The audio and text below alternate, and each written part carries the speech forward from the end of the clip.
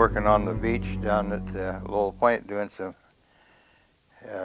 welding on some marine things. And then about 5:30, we were just gathering up our tools to quit, and the earth started making funny noises. We thought it was a jet airplane that was flying low overhead. But just as soon as the noise got to us, then the ground started shaking. Then we knew right then it was an earthquake. So you couldn't hardly stand up. The earth was shaking and rolling so bad. It was staggering around, and we thought, well, we better get to high ground or something, go someplace. But we were too interested in watching things happening in the bay. But when that wave was coming down on us, we didn't worry about it too much because we knew from being sailors that waves out on the ocean travel about 15, 18 miles an hour. This baby was going about 50 miles an hour, and it was standing up anywhere from 30 to 50 feet high, and there was just white water peeling right off the top of it.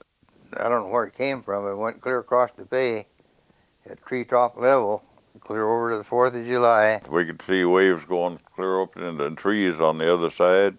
We could see waves going up to the head of the bay and going way up over the trees there, and there was some houses up there that hit too. And that's when we decided we better get out of there. It was bearing down on us, so we got, my brother-in-law Carl and I got in my passenger car, and Mac got in his pickup. They were ahead of me in the car and disappeared, and I jumped into an M37 military 3/4-ton pickup that we had there, and I took off and started driving it inland, and I didn't go 20 feet till that wave hit and just turned me up, going end over end of that pickup, and I was underwater enough to where I was drowning, and I was getting a lot of mud and water and dirt into my lungs and into my throat, and even a good swimmer can't swim in those tidal wave because it's not very much water. It's mostly dirt and debris, like thin cement, you know. My driver's window was open, and I just stood up in there and propelled myself up out of that pickup into the water and over the side. Then about that time, the waves started going back to the ocean, started taking me back. I was going back toward the ocean. I grabbed an alder there and hung on till the water drained away, and there I was just like a beached sea lion laying there. And Carl and I was in the passenger car, and unfortunately we was under about 15 feet of water for a while, and everything turned cold black because the water was almost like mud, and it was quite deafening in there because of the rocks and stuff hitting the tin on the automobile. It hitting the roof and the stuff.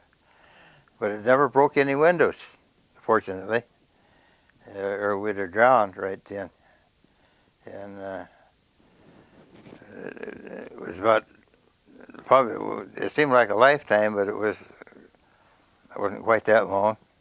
The daylight came back, and started looking around to see what was going on. That's what we heard.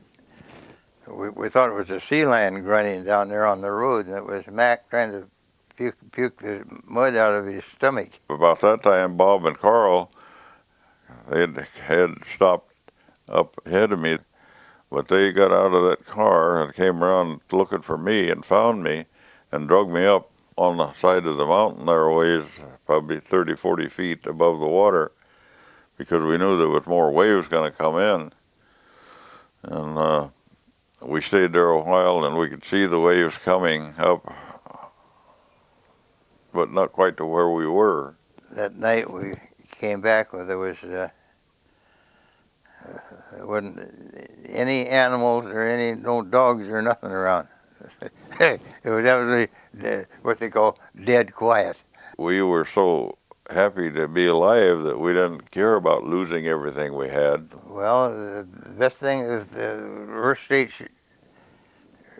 starts shaking, and is to get to the higher ground. To get up as high as you can get, and stay there.